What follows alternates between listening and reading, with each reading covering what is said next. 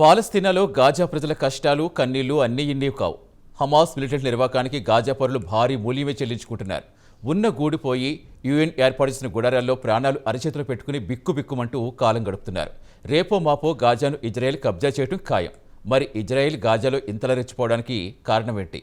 ఏ ధైర్యంతో బరి తెగించి గాజాను ఖాళీ చేస్తోంది ఇజ్రాయెల్? గాజా మారణ హోమానికి వెనుక ఎవరి హస్తం ఉందో ఈ ప్రత్యేక కథనంలో మరింత సమాచారం చూద్దాం.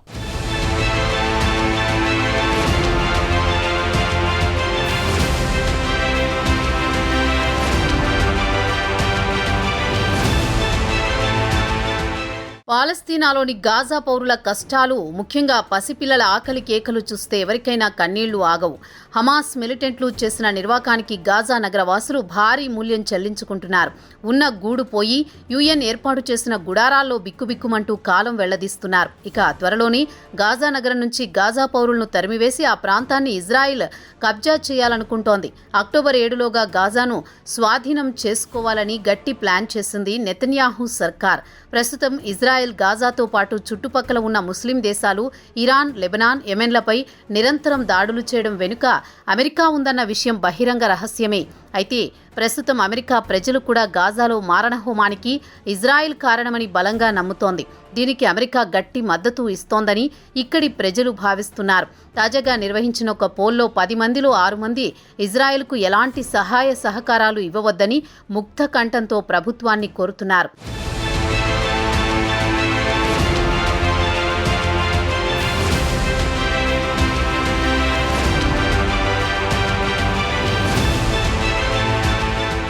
గాజాపై యుద్ధానికి నెతన్యాహు ప్రధానంగా అమెరికాపైనే ఆధారపడి ఉన్నారు.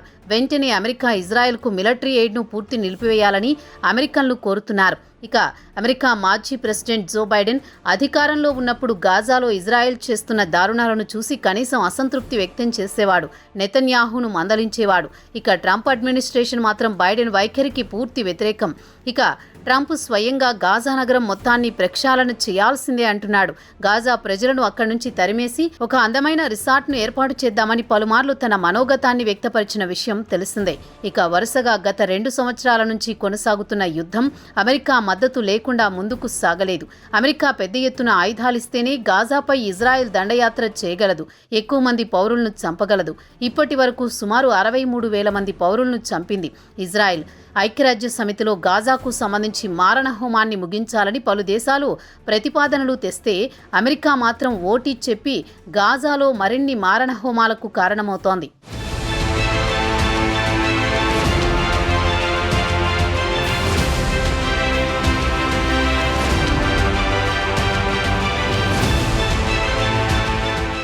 గాజాలో మారణహోమానికి ఇజ్రాయెల్ను దోషిగా ఇంటర్నేషనల్ కోర్ట్ ఆఫ్ జస్టిస్ నిర్ధారించింది. అయితే ఇజ్రాయెల్కు అమెరికా అండగా నిలిచింది. అలాగే ఇంటర్నేషనల్ క్రిమినల్ కోర్టు నెతన్యాహుతో పాటు మాజీ రక్షణ మంత్రి యవ్ గల్లంట్పై గాజా మారణహోమానికి సంబంధించి అరెస్టు వారెంట్లు జారీ చేసింది. అయినా అమెరికా మాత్రం అవేమీ పట్టించుకోకుండా ఇప్పటికీ ఇజ్రాయెల్కు నెతన్యాహుకు మద్దతు తెలుపుతూనే ఉంది. ఇక అమెరికాలోని మానవ హక్కుల సంఘాలు కూడా వెంటనే ఇజ్రాయెల్కు మిలిటరీ సహాయ సహకారాలు నిలిపివేయాలని డిమాండ్ చేస్తున్నాయి.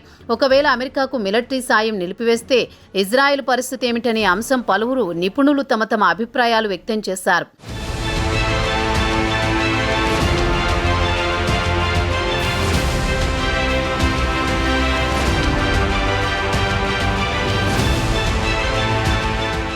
పాశ్చాత్య దేశాలు యుద్ధం ప్రారంభంలో ఇజ్రాయెల్కు అండగా నిలిచాయి. తర్వాత కాలక్రమంలో క్రమంగా ఇజ్రాయెల్కు దూరం జరుగుతున్నాయి.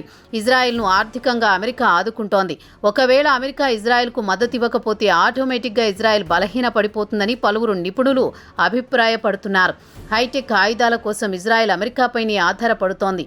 అమెరికా మాత్రం ఇజ్రాయెల్కు ఇటు ఆయుధాలతో పాటు డబ్బు ఇచ్చి ఆదుకుంటోంది. ఇక అమెరికా కమర్షియల్ శాటిలైట్స్ నుంచి ఎయిర్ డిఫెన్స్ సిస్టమ్స్, ఉదాహరణకు ఐరన్ డూమ్, ఆరో సిస్టమ్స్ ఇచ్చి గాజాపై దాడులు చేయిస్తోంది.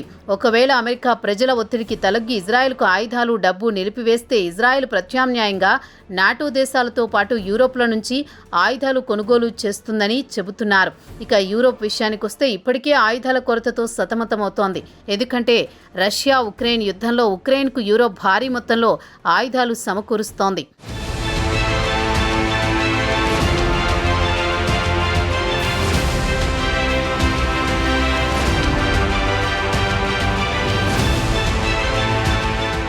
ఇక యూరోప్ మాత్రం ఇజ్రాయెల్ ఇచ్చే ఆయుధాలపై ఛార్జీ వసూలు చేస్తుంది. అయితే అదే అమెరికా విషయానికి వస్తే ఇరు దేశాల మధ్య కుదిరిన మిలిటరీ ఎయిడ్ ప్రోగ్రాం కింద ఇజ్రాయెల్ నుంచి డబ్బు తీసుకోదు. అలాగే మరో దేశం ఏదైనా ముందుకొచ్చి ఇజ్రాయెల్కు ఆయుధాలు విక్రయిస్తామంటే ఇజ్రాయెల్ వద్ద ఆయుధాలు కొనుగోలు చేసేంత డబ్బు లేదని చెబుతున్నారు నిపుణులు. ఇజ్రాయెల్ సెంట్రల్ బ్యాంకు వద్ద ఆయుధాలు కొనుగోలు చేయడానికి డబ్బు లేదు అని తెలిస్తే ఇజ్రాయెల్ మిలిటరీ వెంటనే యుద్ధాన్ని ఆపేసే అవకాశాలున్నాయని చెబుతున్నారు అమెరికాకు చెందిన నిపుణులు. అంతర్జాతీయంగా ఇజ్రాయెల్ పరువు పోగొట్టుకుంది. ప్రస్తుతం ఏ దేశం ఇజ్రాయెల్కు మద్దతు తెలపదు. ఇప్పటి వరకు అమెరికా ఒక్కటే గాజాలోని ఎన్ని దారుణాలు చేసినా వెనకేసుకొచ్చింది. ఇక గాజా వాసులు వెస్ట్ బ్యాంక్ ప్రజలు కొన్ని రోజుల పాటు ఓపిక పడితే పరిస్థితులు కుదురపడతాయని చెప్పేవారు ఉన్నారు. ఇక అమెరికా మద్దతు లేకపోతే ఇజ్రాయెల్ అంతర్జాతీయ వేదికపై ఏకాకిగా మిగిలిపోతుందని మెజారిటీ అమెరికన్లు అభిప్రాయపడుతున్నారు.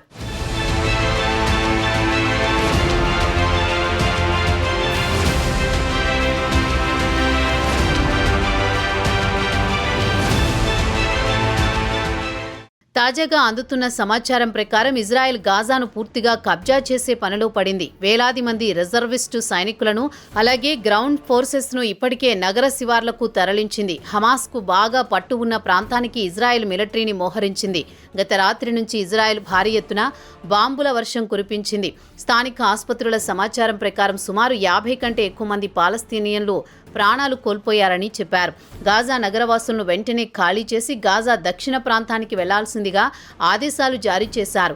గత 2 వారాల నుంచి సుమారు 20,000 మంది గాజా పౌరులు తమ ఇళ్లను ఖాళీ చేసి దక్షిణ గాజా వైపు వెళ్లారని యుఎన్ అధికారులు తెలిపారు. ఇంకా సుమారు 10 లక్షల మంది గాజా వాసులు గాజా నగరంలో ఉన్నారు. ఇదిలా ఉండగా ఇజ్రాయెల్ డిఫెన్స్ ఫోర్సెస్ గాజా నగరాన్ని ఖాళీ చేయించడానికి సుమారు 60,000 మంది రిజర్వీ సైనికులను సిద్ధం చేసిందని చెబుతున్నారు.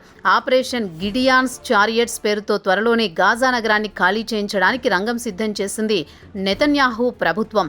కాగా ప్రస్తుతం 75% గాజా ఇజ్రాయెల్ ఆధీనంలో ఉంది.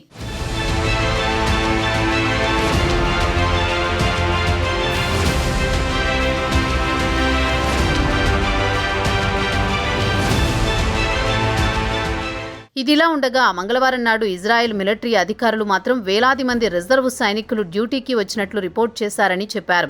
కాగా హమాస్ చెరలో ఇంకో 48 మంది బందీలున్నారు.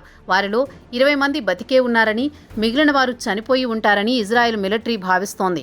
ఇక టెలావీవ్లో బందీల కుటుంబాలు మాత్రం నెతన్యాహు గాజాలో చేస్తున్న హడావిడిని చూసి భయంతో వణికిపోతున్నారు.